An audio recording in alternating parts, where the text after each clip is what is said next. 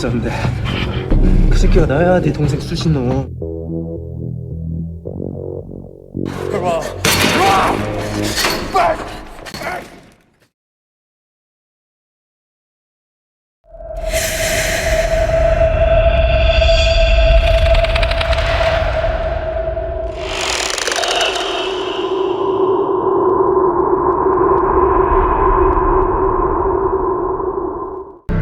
Yoyoy, apa kabar Sobat Delur? Semoga Sobat Delur selalu diberi kesehatan dan rezeki yang banyak ya. Bagi Sobat pecinta film horor, misteri, dan thriller, Mince ucapkan selamat datang di channel ini. Karena channel ini akan membagikan pengalaman, alur cerita, dan review film-film bergenre horor, misteri, dan thriller yang baru selesai Mince tonton. Kali ini Mince baru selesai menonton sebuah film bergenre thriller berjudul Midnight, berasal dari Korea yang dirilis pada 30 Juli 2021 kemarin. Diproduksi oleh TV Ink dengan disutradarai oleh Kwon Oh Sung dan dibintangi oleh Jang Ki-ju, Wi Ha-jun, dan Kim Hee-yeon. Midnight bercerita tentang seorang gadis tunarungu yang menjadi target berikutnya seorang psikopat, dan ini adalah alur cerita dan review film Midnight. Di film ini, Sobat akan melihat akting dan aksi Wi Ha-jun yang sukses berperan sebagai Hwang Jun-ho, seorang polisi tampan yang bikin Sobat semua klepek-klepek dalam film Squid Game yang berperan menjadi seorang psikopat. Apa damage Wi Ha-jun yang berperan menjadi seorang psikopat dalam film Midnight ini tetap akan membuat Sobat semua klepek-klepek?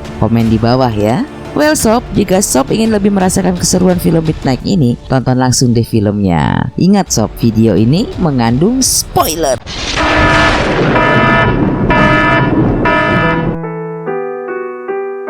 Scenes dibuka dengan menampilkan seorang wanita yang pulang dari kantornya pada malam hari. Tiba-tiba sebuah mobil van menghampirinya. Pria yang mengendarai mobil van bernama Do-sik menawarkan diri untuk mengantarkan wanita itu pulang. Sang wanita menolak. Lalu wanita itu pun ditarik ke dalam mobil dan selanjutnya dapat tebak, wanita itu pun tewas. Adegan beralih menampilkan seorang remaja wanita tunarungu bernama Kyung-mi yang bekerja di sebuah perusahaan konselor berbasis bahasa isyarat yang berencana akan membawa ibunya yang juga tunarungu untuk berlibur ke Pulau Jeju. Mereka pun sepakat akan bertemu untuk membicarakan rencana libur panjang itu sepulang bekerja. Di tempat lain, saat itu seorang remaja wanita bernama Choi So-jung sedang merayu kakak laki-lakinya bernama Jong-tak agar diizinkan pergi hangout dengan teman-temannya. Jong-tak meminta So-jung agar tidak pulang terlalu malam, namun So-jung mencandai kakaknya bahwa ia akan pulang lebih malam dari yang diminta kakaknya. Adegan beralih pada malam harinya di mana Kyung-mi menjemput ibunya dari tempat kerjanya. Saat tiba di tujuan, Kyung-mi meminta agar ibunya menunggunya di pinggir jalan sementara ia mencari parkir untuk kendaraannya. Saat ibu Kyung-mi berjalan menuju tempat yang menunggu Kyung-mi, tiba-tiba Do-sik muncul dan berniat untuk mencelakai ibu Kyung-mi. Namun saat itu tiba-tiba So-jung yang hendak berjalan pulang muncul di tempat itu. Do-sik pun berubah pikiran dan memilih untuk memburu So-jung. Tak lama Kyung-mi yang telah memarkir mobilnya berjalan untuk menghampiri ibunya. Saat ia melewati gang kecil, ia mendengar suara wanita memohon pertolongan. Kyung-mi langsung menghampiri asal suara. Ia melihat So-jung yang terluka dan memohon pertolongan pada Kyung-mi. Do-sik yang melihat Kyung-mi menghampiri So-jung langsung menyamar dan menyerang Kyung-mi. Namun Kyung-mi diselamatkan So-jung sehingga Kyung-mi langsung melarikan diri ke arah parkiran mobil. Do-sik pun langsung mengejar Kyung-mi. Kejar-kejaran yang menegangkan pun terjadi. Namun Kyung-mi berhasil masuk ke mobilnya dan menghubungi ibunya yang masih menunggunya di pinggir jalan. Kyung-mi meminta agar ibunya tetap di tempatnya karena ia akan segera menyusulnya. Tak disangka Do-sik telah berada di dalam mobilnya. Kyung-mi langsung memacu mobilnya dan mengerem mendadak sehingga Do-sik terjungkal. Kyung-mi pun berlari keluar dan menuju ke tempat ibunya.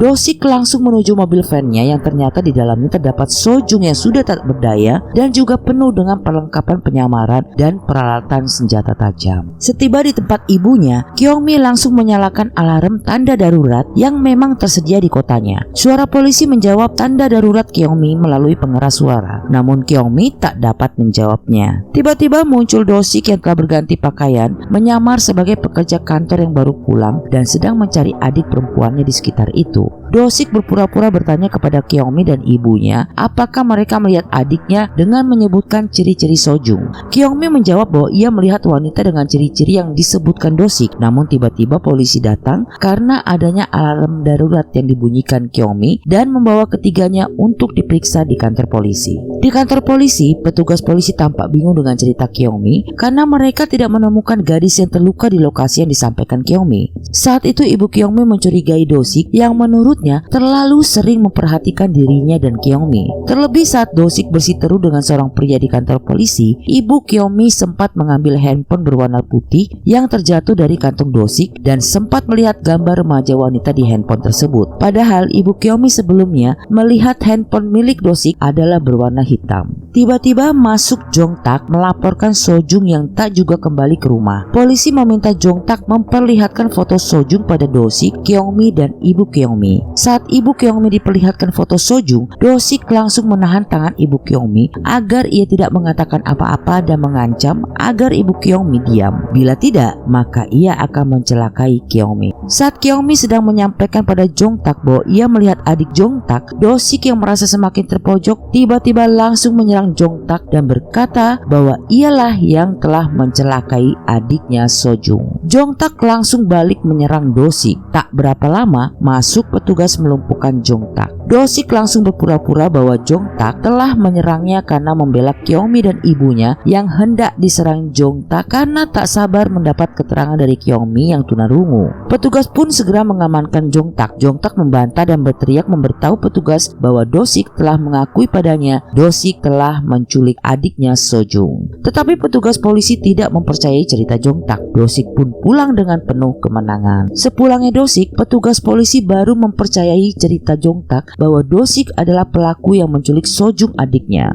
Petugas polisi pun menyesali ketidakpercayaan mereka pada Jong Tak. Setibanya Kyungmi di rumahnya, ia merasa khawatir dengan nasib Sojung. Namun ibunya berusaha membuatnya tenang. Tak lama setelah ibunya diajak pergi keluar rumah oleh teman ibunya, Kyungmi yang sendirian di rumah berusaha untuk tetap menenangkan dirinya. Namun tiba-tiba muncul Dosik yang memburunya dan masuk ke rumah Kyungmi. Kyungmi berusaha menyelamatkan diri dengan mengunci diri di kamarnya. Ia langsung mengirim pesan kepada Jong Tak untuk meminta pertolongan. Jong Tak yang saat itu masih mencari Sojung di tempat Kyungmi berjumpa dengan adiknya menerima pesan Kyungmi dan langsung berlari menuju rumah Kyungmi. Dosik yang mendobrak pintu kamar Kyungmi pun berhasil memasuki kamar. Hampir saja Kyungmi tertangkap oleh Dosik saat Kyungmi lari keluar dengan melompat dari jendela kamarnya. Namun Kyungmi berhasil lepas dan kejar-kejaran yang menegangkan pun terjadi. Jong Tak yang saat itu sedang menuju rumah Kyungmi berhasil menemukan Dosik dan Kyungmi. Jong Tak pun langsung berlari mengikuti mereka. Saat Kyungmi tersudut dan Dosik mengancam Kyungmi, Jong Tak muncul dan meminta Dosik memberitahu keberadaan Sojung adiknya.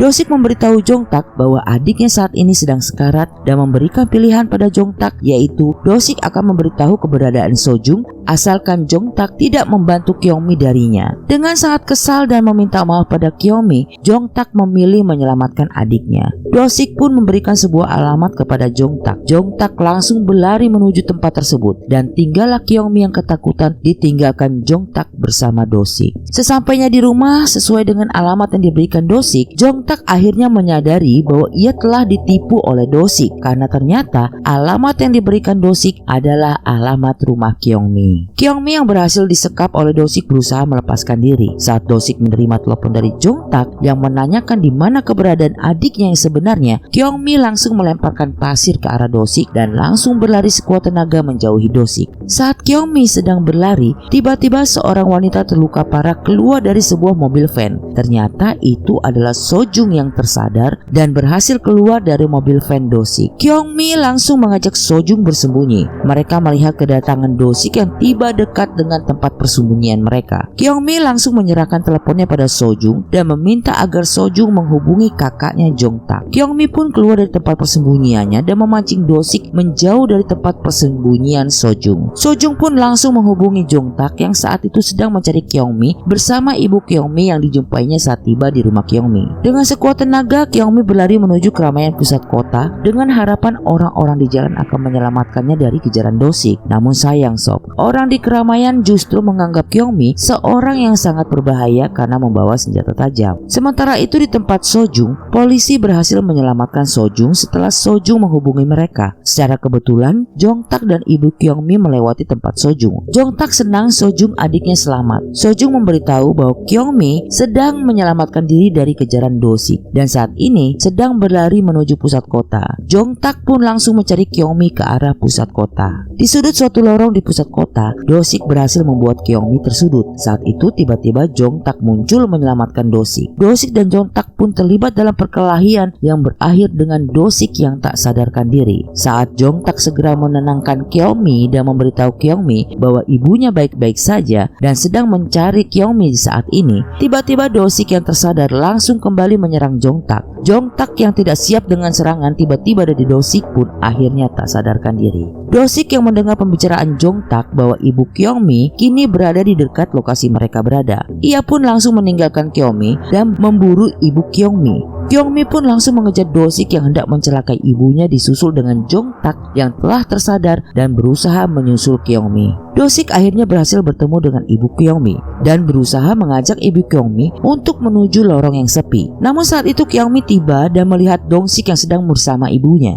Kyung-mi langsung berlari sekuat tenaga menghampiri Do-sik dan menghujamkan belatinya ke arah Do-sik. Do-sik pun mengejek Kyung-mi yang ternyata senjata Kyung-mi meleset dari tubuhnya. Namun Kyung-mi mengambil tangan Do-sik dan Do-sik pun terkejut karena ternyata Kyung-mi bukan menghujamkan senjatanya ke tubuh Do-sik, akan tetapi menghujamkan senjata itu ke perut Kyung-mi sendiri. Seketika Do-sik tersadar bahwa Kyung-mi sedang menjebaknya. Di depan keramaian, Kyung-mi segera melepaskan diri dari Do-sik dan orang-orang di jalan akhirnya melihat bahwa Do-sik mencelakai Kyung-mi. Do-sik kesal dan marah. Ia linglung karena tidak tahu bagaimana cara ia menyelamatkan diri dari situasi saat itu. Tiba-tiba petugas polisi datang. Merasa sudah tidak mungkin lepas dari situasi tersebut, Do-sik pun langsung berusaha melukai Kyung-mi. Namun pada saat yang bersamaan, tembakan polisi mengenai tubuh Do-sik dan Do-sik pun tersungkur. Saat itu Jong-tak muncul dan kembali melupakan Do-sik yang masih berusaha bangun untuk melukai Kyung-mi. Do-sik pun akhirnya tewas. Adegan kemudian beralih menampilkan Kyung-mi dan ibunya serta Sojung dan Jong-tak yang sedang bersantai bersama-sama di tepi pantai. Kejadian yang mereka alami rupanya telah membuat hubungan mereka semakin dekat seperti sebuah keluarga. Lalu film Midnight pun di end. Well sob, terima kasih atas dukungan kamu terhadap Mince. Bagi yang belum subscribe, mohon dukungannya agar Mince tetap semangat menyajikan film-film untuk menemani waktu luang sobat semua. Jangan lupa like, comment, share, dan subscribe ya sob. See you!